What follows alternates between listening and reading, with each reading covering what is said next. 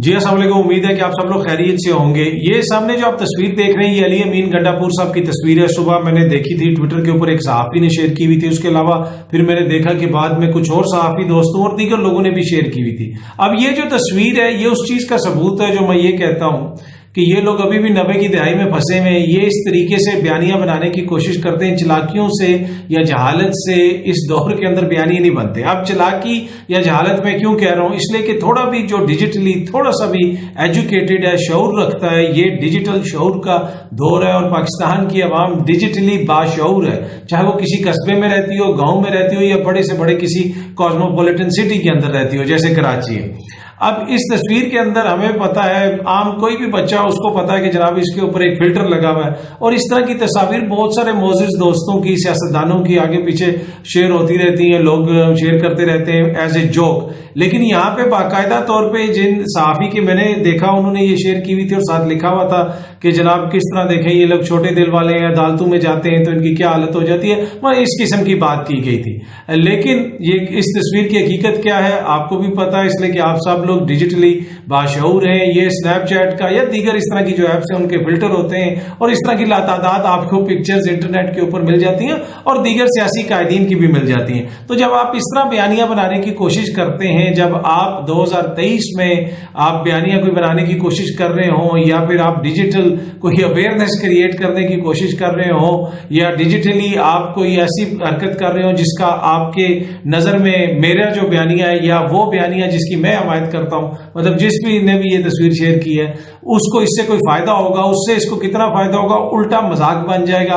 और ये डिजिटल जो जहालत है ये सहाफत के अंदर भी है, ये सियासत के अंदर भी है। और उसका नतीजा क्या निकलता है? उसका नतीजा ये निकलता है कि अवाम 1 मिनट में आके इसका पोस्टमार्टम कर देती है नीचे और फिर अवाम कुछ ऐसी बातें भी बीच में करती है जो फिर नामुनासिब भी आप कह सकते हैं और लोगों को बुरी भी लगती हैं। अच्छा, इसके साथ साथ सिर्फ ये नहीं है, एक खान साहब की वीडियो है जिसमें खातून सामने बैठी भी एक कारकुन और उनको कह रही है कि इशारा करके कि मैंने कहा कि वो इस तरह बड़ी सख्त अल्फाज इस्तेमाल कर रही है। अब वो क्या वीडियो है, पूरी वीडियो अवाम ने देखी भी है कि वो पुलिस के हवाले से बता रही है। ये वो खातून है जो पुलिस वालों को धक्के दे रही थी या पुलिस वालों से बात कर रही थी जब ऑपरेशन हो रहा था जमान पार्क में, और ये पुलिस वालों के बीच में फिर रही थी और उनको कह रही थी कि क्या तुम लोग पाकिस्तानी नहीं हो, तुम हमारे बेटे नहीं हो। तो खान साहब से बात करते हुए उन्होंने बताया कि किसी पुलिस वाले ने मुझे बुरा भला कहा तो मैंने भी आगे से उसको ये कहा। लेकिन वो छोटा सा चंद सेकंड का क्लिप निकाल के वो वायरल करने की कोशिश की जा रही है और कहा जा रहा है कि देखें जी इमरान खान साहब के मुंह के ऊपर उनकी एक कारकुन उनको क्या कह रही है, बल्कि वो उनको एक स्टोरी नरेट कर रही है, स्टोरी बता रही है। और ये किसके जवाब में किया जा रहा है? आजकल एक और सियासी जमात की लीडर है, उनकी एक वीडियो वगैरह कोई वायरल हुई भी है कि जिसके अंदर कोई उनको कह रहा है कि आप कह दें कि मेरा खानदान का ताल्लुक चोरों से है या मेरा खानदान चोर है, इस किस्म की कोई वीडियो और इसके अलावा और भी शायद कोई वीडियो। ये बिल्कुल नामुनासिब रवैया है। आपका इख्तलाफ हो सकता है लेकिन आपको जो सियासतदान है उनसे आप तनकीद करें, उन्हें ये कह सकते हैं कि हमारी से आपकी सियासत से हमें इख्तलाफ है, इस तरह की बातें नहीं करनी चाहिए। आपको पता है मेरा मौक़िफ़ बड़ा इस पे वाज़ेह है।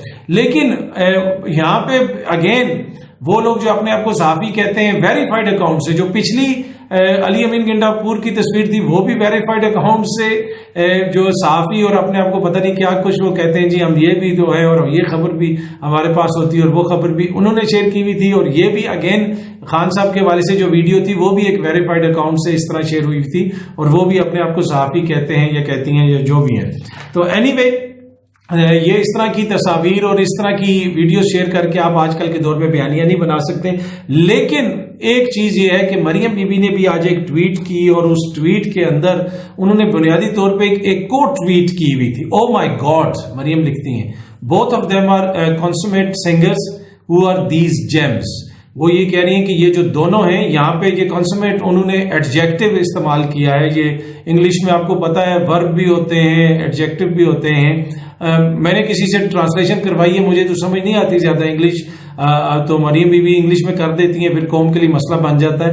तो ये बुनियादी तौर पे कह रही है कि ये एक मुकम्मल और जिसे कहते हैं ना बड़ा ग्रेट किस्म के जो है ये दोनों सिंगर्स हैं। अब ये ट्वीट उन्होंने किस चीज के कोट ट्वीट किया, ये किसी शख्स ने ट्वीट की हुई थी, कायद नवाज शरीफ, लीडर नवाज शरीफ, मियां नवाज शरीफ, कौम तेरे साथ है, प्यारे नवाज शरीफ, तेरे ही परस्तार हैं सारे नवाज शरीफ, इस देश की तरक्की में तेरी काविशें हैं, सच्चाई बन के उबर तेरी जो खिदमतें हैं।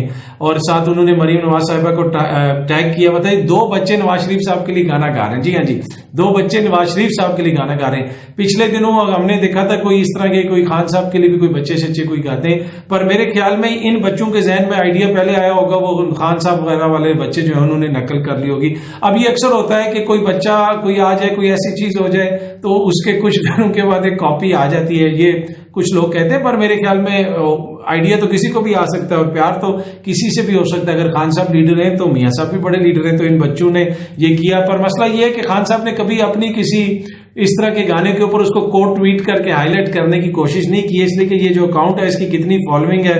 और जिस वक्त मैंने इसका स्क्रीनशॉट लिया है, मरियम बीबी ने इसको जब कोट ट्वीट वगैरह भी किया था उसके बाद भी कोई ये लाखों करोड़ों के अंदर जो है वो नहीं हो चुकी थी, बल्कि कुछ चंद सौ इसकी रीट्वीट्स वगैरह हुई हुई थी। पर एनीवे वो बच्चों ने इतनी मेहनत से गाना गाया तो मरियम बीबी ने जो है उनको कोट ट्वीट करके कहा कि ये बड़े जबरदस्त सिंगर्स हैं, जो उनका हक है, हक बनता है, वो गाना गा सकते हैं बच्चे, और मरियम बीबी का भी हक है।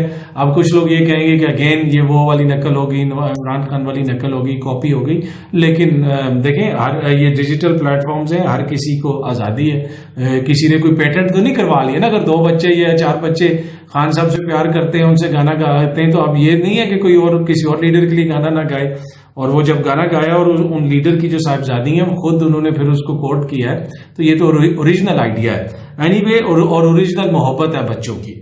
फंड्स, इंतखाबात के लिए फंड्स, इस मामले को आप पार्लियामेंट में लेके जाएंगे। आज काबीना का हंगामी इजलास हुआ। देखें, ये इतना आसान नहीं होगा कि आप सब कुछ पार्लियामेंट में डाल देंगे। वो पार्लियामेंट जहां से आपने एक जो है करारदाद भी मंजूर करवाई, लेकिन उसके ऊपर सबके साइन भी नहीं हुए, ना बिलावल ने साइन किए, ना शहबाज शरीफ साहब ने साइन किया। आप ये कह रहे हैं कि सुप्रीम कोर्ट का जो हुक्म है उसके पीछे जो है हम किस तरह उसके आगे जो मतलब किस चीज के पीछे छुपेंगे, पार्लियामेंट के पीछे छुपने की कोशिश की जाएगी कि जी पार्लियामेंट से पूछेंगे कि फंड्स रिलीज किए ना जाएं। देखें, अगर सुप्रीम कोर्ट के हुक्म और सुप्रीम कोर्ट के ऑर्डर्स पार्लियामेंट की करारदादों से या पार्लियामेंट के कहने से खत्म हो जाते हैं, तो फिर आप एक करारदाद मंजूर करवा के नवाज शरीफ साहब की सजा भी खत्म कर दें, उनको तीसरी दफा वज़ीर आज़म भी डिक्लेयर कर दें। ऐसा तो नहीं होता है ना। पार्लियामेंट के पीछे छुपने की कोशिश हो रही है, क्योंकि कल जो है 10 अप्रैल है, आपको पता है, और सुप्रीम मोअज़्ज़िज़ अदालत ने कहा था कि जो फंड्स आने हैं इलेक्शंस के हवाले से, उस हवाले से कल रिपोर्ट देनी है इलेक्शन कमीशन ने। अब ये खुल के इनकार भी नहीं कर रहे, और ये कल मूड भी चेक करना चाहते हैं कि सुप्रीम कोर्ट आगे से किस तरह बिहेव करेगी, सुप्रीम कोर्ट आगे से क्या कहेगी। इनकी ख्वाहिश है कि जनाब चीजों को दूसरी तरफ ले जाया जाए, लेकिन अदालत के फैसले को अगर आप इस तरह रोन देंगे तो वहां से रियासत पाकिस्तान जिस मुआहदे के तहत चल रही है, जो मुआहदा ये कानून और आइन का ये जो मुआहदा है 1973 का जो आइन है, ये उसके तहत रियासत चल रही है, उसके तहत यहाँ पे हुकूमत हो रही है, उसके तहत यहाँ पे इदारे चल रहे हैं। अगर इस फैसले के ऊपर अमल दरामद नहीं किया गया तो आप एक तरह से उसको अनडू कर रहे होंगे। और इस हवाले से मुझे पता है यकीनन हुक्मरान जमातों के अंदर भी कोई ना कोई ऐसे सेन माइंड्स तो होंगे जो इनको बता रहे होंगे, पर पार्लियामान के पीछे आप छुपने की कोशिश कर लें, आप अदलिया को वहां से टारगेट कर लें। लेकिन इस हवाले से भी आइन बिल्कुल वाज़ेह है कि फौज के हवाले से या अदालतों के हवाले से क्या कुछ आप कर सकते हैं, पार्लियामेंट में कितनी उस पर बहस हो सकती है, वो भी सब कुछ क्लियर है। लेकिन ये अब इसको डिले कल तक इसलिए किया गया कि देखें जी अब अदालत क्या कहती है। अदालत तो अब यही कहेगी कि मेरे फैसले के ऊपर अमल दरामद करें, लेकिन अब कल जो है इससे सूरत-ए-हाल मजीद वाज़ेह होगी कि चीजें किस तरफ जाएंगी। अब तक की जो हमारी इतलात हैं, हमारे पास जो खबरें हैं, अदालत तो अपने हुक्म के ऊपर अमल दरामद करवाएगी और उसके राह में जो आएगा उसके लिए मसाइल पैदा होंगे। उम्मीद है कि ये वीडियो आपको पसंद आई होगी। बहुत जल्दी आपसे दोबारा मुलाकात होगी। Thank you so much.